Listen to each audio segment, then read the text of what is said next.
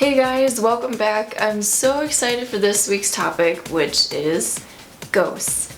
And I have a very special interest and experience with ghosts, so I am particularly ecstatic to make this vlog. So to start, I want to share with you my experience with a ghost. Then from there, I want to talk about the spiritual view of ghosts, the psychological view of ghosts, and that'll be it. So my mom's best friend, her name is Tracy, and when I was 9 years old, she got into a really horrible car accident and she was in the hospital for months. She was in ICU, she had horrible brain damage, but she was still alive. And I remember, like, during this time frame that she was in the hospital, I really wanted to see her, and I couldn't because you needed to be 12 to enter into ICU. So I was just like waiting for her to get better, and I think she was in the hospital for about 6 months before she died because the nurse gave her the wrong medication and she passed away. So I never had the chance to see her. Her funeral was on a Friday, I remember, because I remember getting out of class and my mom coming to pick me up after the funeral, dressed in, like, you know, clothes that you would wear to a funeral. And I asked my mom how was it, and mom was very sad, and I was really sad because I couldn't go to the funeral, I couldn't go to the wake, and I never got to see her. My parents, like, didn't want me to see or be or go to funerals when I was really young, just because they didn't think I could handle it, so I just had no way of seeing her. So every Saturday morning, my mom would go get Dunkin' Donuts. That was kind of like our ritual. What we would do is, like, on Saturday, we'd wake up early, we'd go, like, crawl into bed with my mom, and she was sleeping in the living room at this point because my parents were separated. So this particular Saturday morning, my mom gets up as usual, and she's like, "Hey, do you want anything from Dunkin' Donuts? Do you want a bagel?" And I was like, "Yeah, I have a bagel." And so my sister was still sleeping, and I am laying there next to my sister, and the setup was basically like my couch, and in front of the couch was like a TV, but like behind my couch there was like a hallway. And I was laying there for a while. I had my hands like back like this, like on the couch, and suddenly, you know this feeling like when somebody walks into a room and you know, like, you're not alone anymore? I felt that, and I look into the TV, which was off, so you could see like the reflection of the room, and there was a woman standing behind me, and she had on a green and white checkered hospital gown and a rosary coming out of her pocket and like shaved patches in her head and an IV. She was standing there and I froze. My hands are like back like this, and she turns and she grazes her hand over my hand, and it just felt like warmth, like there was no matter to her hand, it was just warmth, and she looked like really fuzzy, but I could still make out all of those details. And she walked and then just disintegrated, and as soon as that happened, I was like, oh my god. So I'm like shaking my sister, and she's like, "What's going on?" And I'm trying to explain to her, and she's like, "You're crazy." And then my mom, I hear the door like open, so I like run out the living room, and I'm like, "Mom!" And I like described to her like what I saw, and she just like dropped everything and she started crying, and she was like, "Oh my god, how did you know any of that? How did you know any of that?" It was Tracy. That was the color of her hospital gown. That was a design. Her mom gave her that rosary a few days before she passed away. She had the shaved patches in her head because of the stuff that they were doing to help with her brain damage. And I didn't know any of that. I didn't know any of it. And it was a really beautiful moment because she didn't pass over until she got the chance to say goodbye. And I remember my mom crying, and she was like, you need to call her mom, you need to call her daughter, we need you to call her family and tell them what happened. So I was like on the phone with people, like telling them, and like my mom used to get her hair done by like all these Italian ladies, so she like took me to the salon and she's telling all of them what happened, and they're like, honey, can you talk to my grandfather? And I was like, I'm sorry, like I didn't like make this happen, like I'm just a kid. You know? It was an experience that no one can ever take away from me. I know what I saw, I know what I experienced, I know it was real, I know it sounds crazy to a lot of people, but no one can ever take that away from me, and it's something that has and always will stick with me, and it's something that I really always like measure it up against what people have told me about, you know, spirituality and understanding like the spiritual realm. I feel like having had that experience was such a gift to me. I always had an interest in supernatural things, but this really solidified it. It really made me question a lot of things, and I've always had like a heightened sensitivity to energy, so like I'd be able to like walk into a house and I'd be like, this place is haunted, or at least I can really feel like some establishments have really like soaked up a lot of history. So throughout all my research and my experience, this is the spiritual views that I've learned about ghosts. So ghosts are technically souls that haven't crossed over yet. Sometimes a ghost or a soul can be caught in between after a really traumatic death because they don't realize that they're not alive anymore. Also, souls can stay behind because of karma. I think also some souls will get lost in between and they're not able to cross over. Events can also hunt a place, like really traumatic events. I think a certain kind of energy or presence can really stay in a place.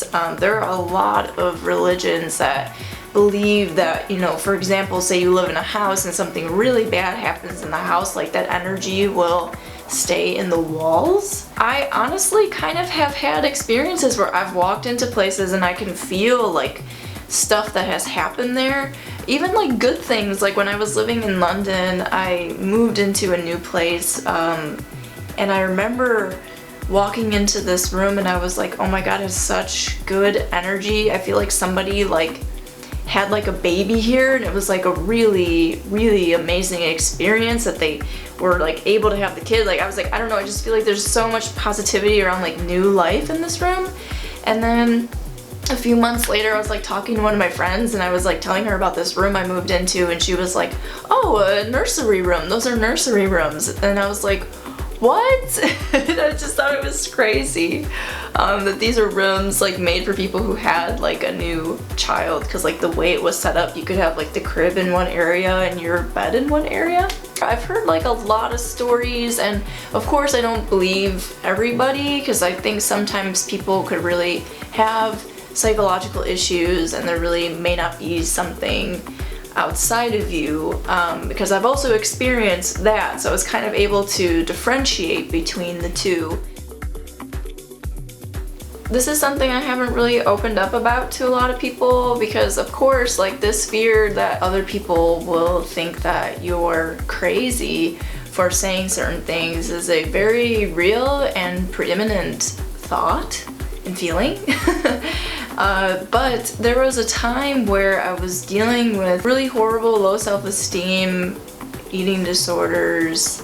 I was in abusive relationships. Like this lasted like a period of like 7 years where I would fall into sleep paralysis, and I would be in this state of like asleep and awake, and I would be met every night with this shadow, and it felt like a masculine presence, and I didn't understand it for years, and I kept trying to find answers, and I wasn't telling anybody because I was like, no, this is crazy. My family's Catholic, so they're gonna think I'm being possessed by a demon. And every night it was weird. It would come into my room. I'd feel it come into my room, and sometimes it would sit on my chest. Sometimes it would stand at the edge of my bed and laugh at me.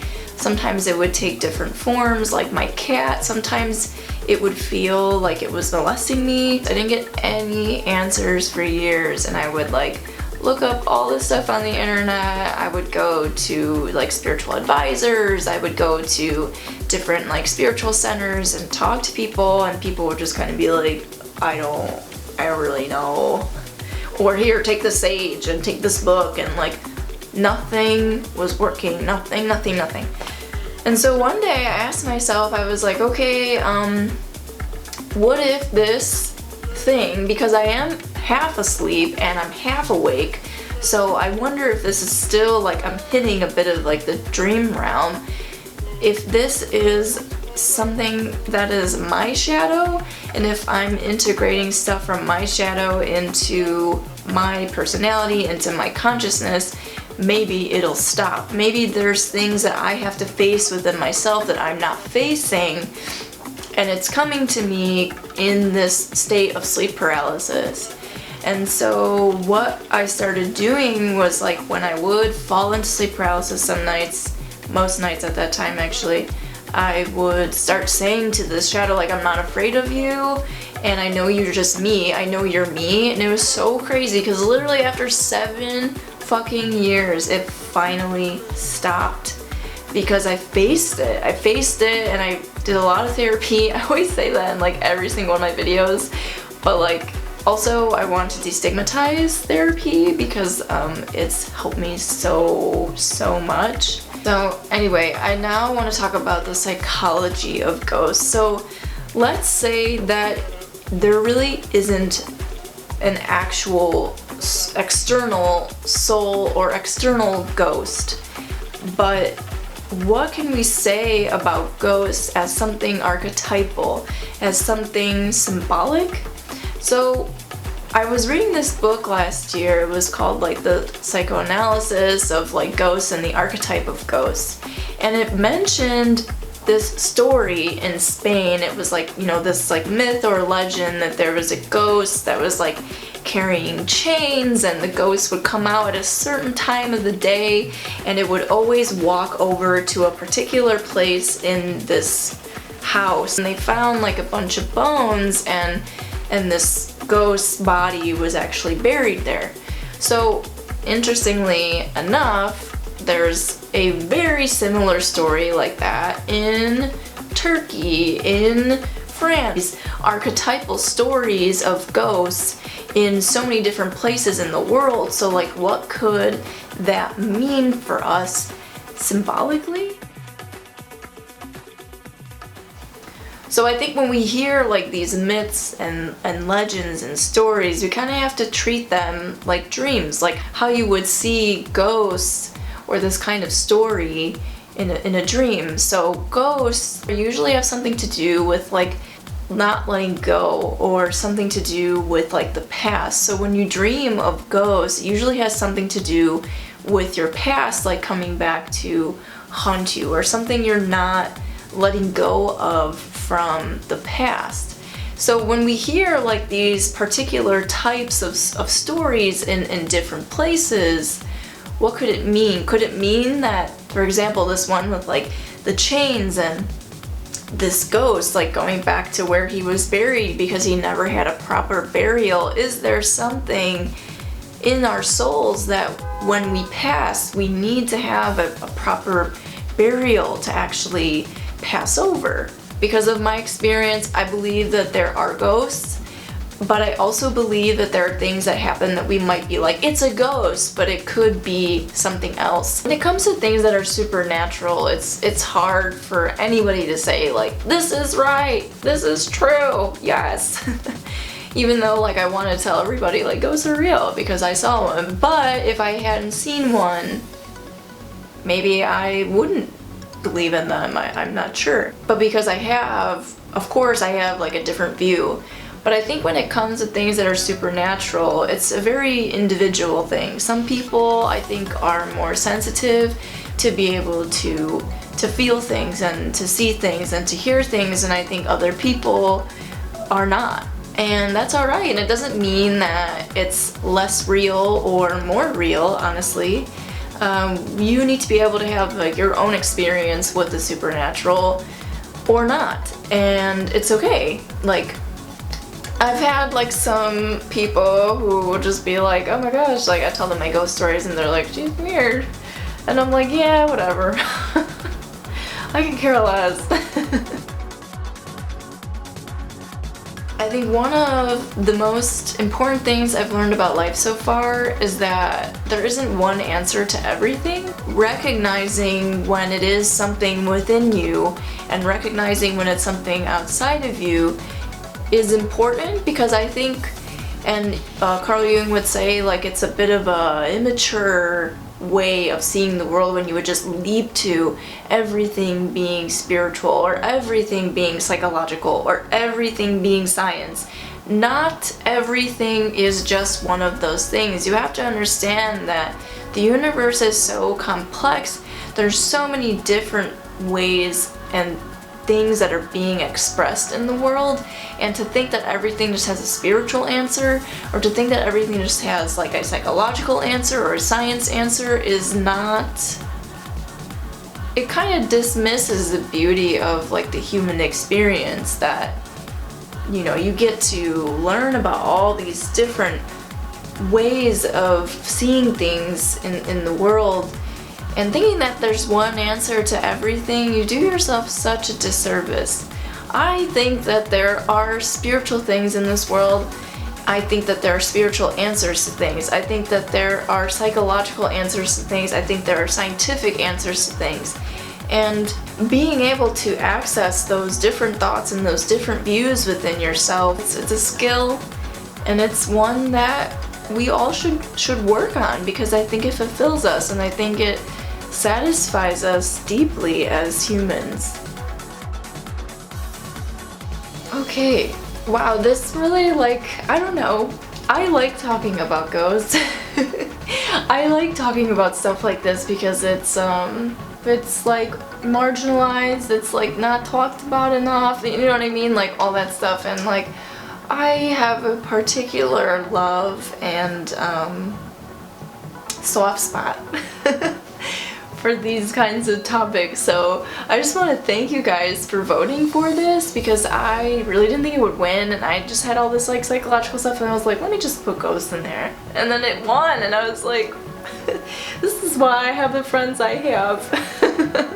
So anyway, thank you so much for tuning in, and I hope this was interesting to you. And if you have any more questions, if you've had supernatural experiences that you'd like to share with me, I am a sucker for them. So yeah, next week my video will be on how to enjoy being single, because I love being single and it's not talked about enough, so I want to talk about it. Alright, so anyway, thank you guys again, and in the words of Tigger, ta-ta for now. I loved that show as a kid.